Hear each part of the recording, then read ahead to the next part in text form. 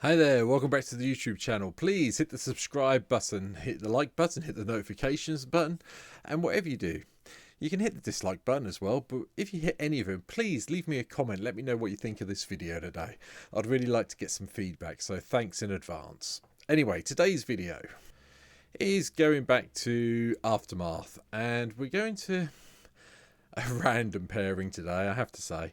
I have literally no idea if this is going to be annoying, fun, whatever it is, but you already know which video card we're talking about. We're talking about Plargg and Nassari. 3 in double red. For a 5/4 legendary creature Orchifreet. And at the beginning of your upkeep, each player exiles cards from the top of their library until they exile a non-land card. Okay. An opponent chooses a non-land card exiled this way. You may cast up to 2 spells from among the other cards exiled this way without paying their mana costs. Right. Okay. So we're exiling cards from the top of our library. We're exiling cards from the top of our opponent's library. One of our opponents picks one. That one stays in exile and we can't cast it. But we can cast 2 out of the other 3, assuming we've got like 3 opponents. This is kind of bizarre.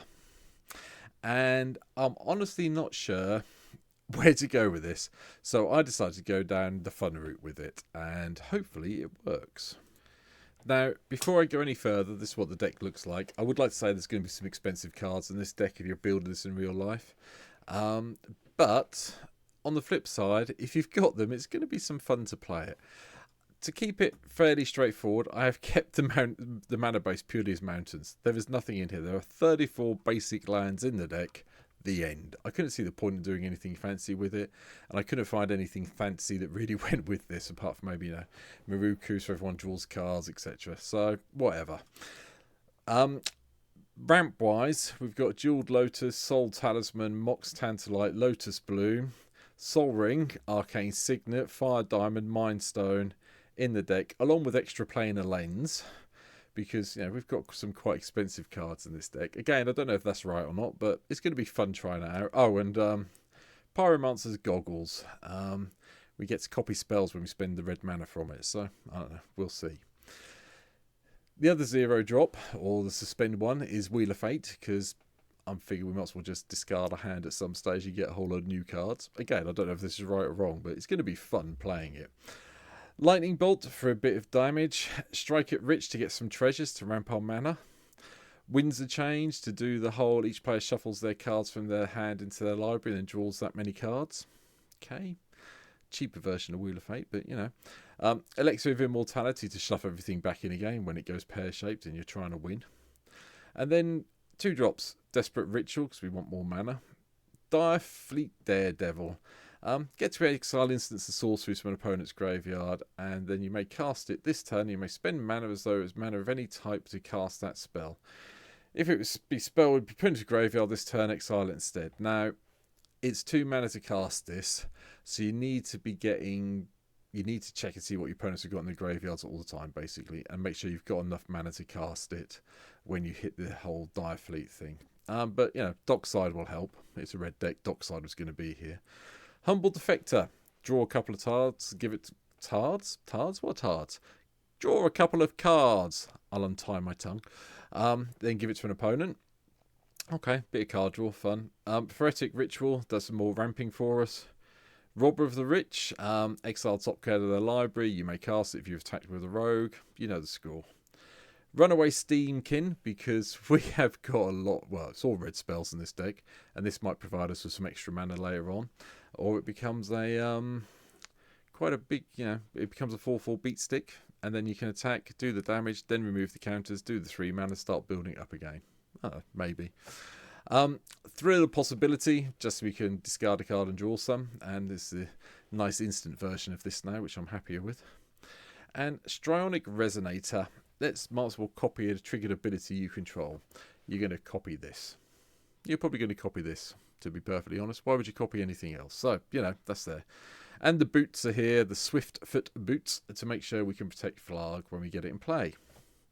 So far, so good. Random stuff coming up. Briggy, God of Storyteller. We get to discard a card, exile stuff, or, cast a spell, add a red, and it don't lose the mana. The boast thing's irrelevant. We've got nothing in here that boasts, but who knows? It could be interesting if we can get this going with some mana. Chaos Warp to deal with things, or we put, save one of ours and put something else into play. Jessica's Will, yeah, mana, cards, yeah, usual sort of thing with a red deck nowadays for me. I think every red deck I'm now building starts with this and Dockside, to be honest. So sorry if you get bored with it. Light up the stage. We can get some damage in, then we can pay 1 and exile 2 and play those cards. Professional Facebreaker. When our creatures deal damage, we get to make some treasure tokens, which is nice. Seething Song helps us ramp our mana up. Erebrask's Forge, another card I'm starting to enjoy a lot in red. So that turns up for here today for another beta. Chandra, Fire of Kaladesh. I think we'll be able to cast enough red spells in a turn with this deck eventually to get this to flip on the turn we cast it, and then do the 2 damage to a player or planeswalker, or 2 damage to a target creature, or hopefully we'll get the -7 at some stage. That'd be nice. Chef's Kiss. Yeah. You get to gain control of a target spell that targets only a single permanent or player, copy it, and then reselect the targets at random for the spell and the copy. The new targets can't be you or a permanent you control. So basically, if someone tries to fireball you out, you can use this, and it randomly picks the copy and where the original goes against one of your opponents. It's going to be annoying to play against, but it'll be fun. Dualcaster Mage, get to copy it. It's quite fun. I have practiced this once, and I did manage to dualcaster and copy my Chef's Kiss, which was, different. Reiterate lets you copy target instant sorcery. You may choose new targets for the copy, and you can buy it back. So this is more of a late game card when you can copy everything. An extra play in the lens I mentioned. Big score, draw some cards, get some treasure, ramp your mana. Bolt Bend. If you've got a creature 4 or more, it costs 1 red, which is nice, and you get to change the target of a target spell or ability with a single target. Not going to complain.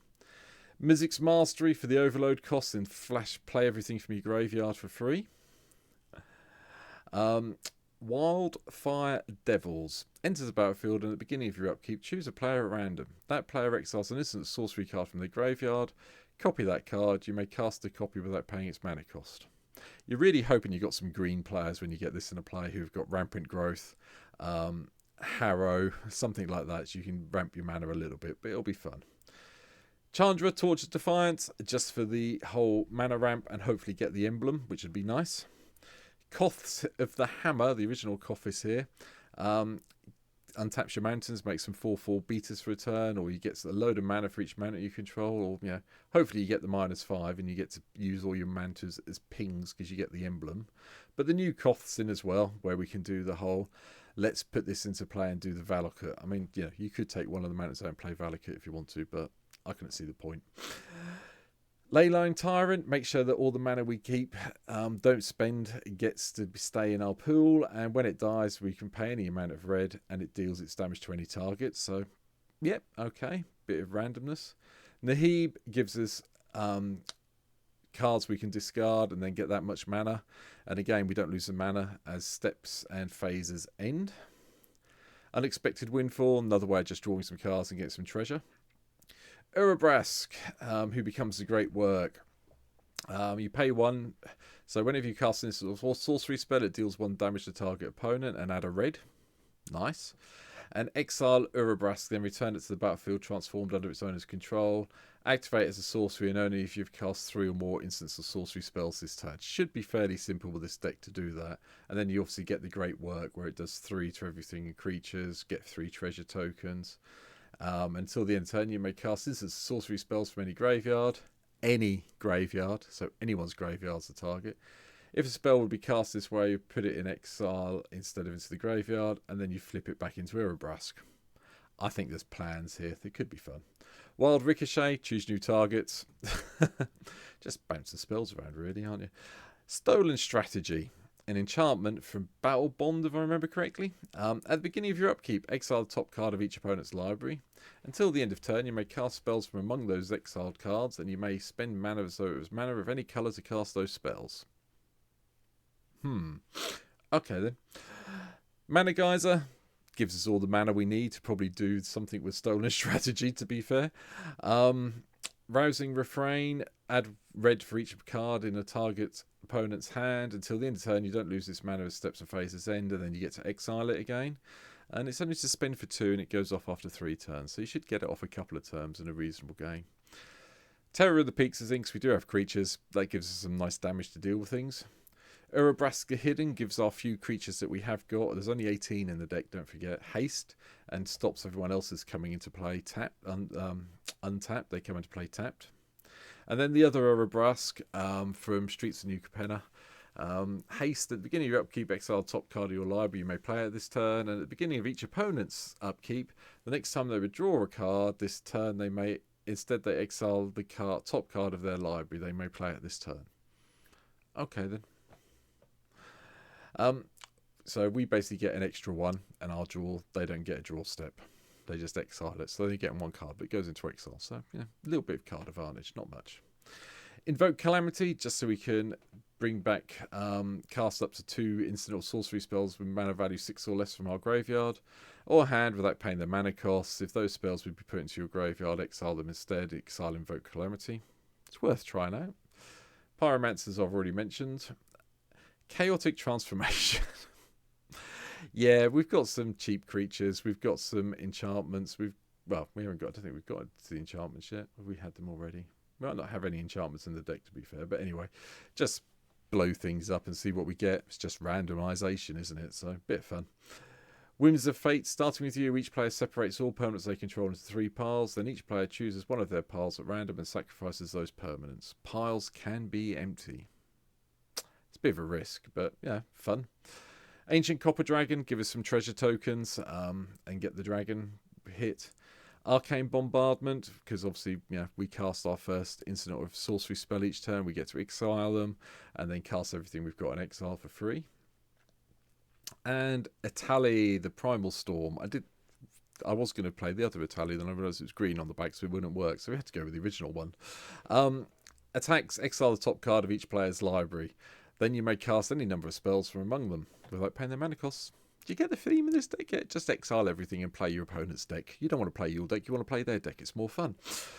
Anyway, City on Fire's here. I don't know why I've got this in here. There are other versions of it, but I thought City on Fire would be a bit of fun to convoke it out with some of the tokens we may be getting. Well, some of the creatures we're getting to play. And, tripling the damage to a permanent player could be quite fun. And Warp World. If I'm going to mess everyone's thing up, I might as well mess it up properly and play it with Warp World and see what happens. Last few cards. Apex of Power. Exile the top 7 cards of your library. You have to cast it. Until the end of the turn, you may cast spells from among them. If this spell was cast from your hand, you get to add your 10 mana back. Nice. So you could do this really cheaply with some of the artifacts, ramp it out, and then get it back really quickly on and get 10 mana and go for it. So, yeah, it's got to be worth a try, hasn't it?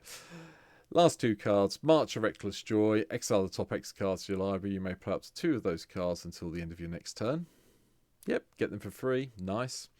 And Commune with Lava. Exile the top X cards to your library until the end of your next turn. You may play those cards. You have to pay for those ones, though. It's not quite good as March of Reckless Joy. We can just play them. Well, you still have to pay for them, don't you? Yeah. But hey, 2 variations, same card. One's just 1 mana more expensive. That's all. Is this going to work? I have no idea. But I know one thing. I'm going to have a lot of fun on my stream winding people up and trying it all out at some stage. It's an interesting commander. And I just want to do something that's a little bit of fun with this one. And that's what I'm hoping this deck is showing you. You can do something fun with this. I'm sure you can make it really competitive. You can go for it. You can win on, get this into play, win on turn 2 or something rather. I'm sure you probably can do it. How? I don't know yet. Do I want to know? Not really, because I'd rather have fun with this commander. But that is the deck tech for today. Let me know what you think I should be including to have some more fun. Yes, don't worry about the damage doublers. I know they're in there. I could have played Solifim. I could have played Some of the other ones that I can't remember off the top of my head, I know there's more of them that double up the damage. I know I could have put them in here, but I just wanted to put the one in. So, but anything else, let me know in the comments down below. I really do I really do hope that you've hit the subscribe button and the bell icon, and you're going to leave me a comment and a like to try and get my views up a little bit. I'm quite happy. I'm sitting at 183 subscribers here on YouTube now, so the more the merrier. Twitch is sitting at 174, so you know, if you want to come and see me play on Twitch, go and check it out over there. There's a link in the description down below. You can go and follow it and find me there.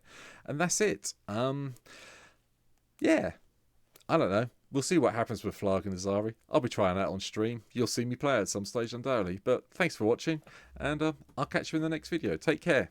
Bye.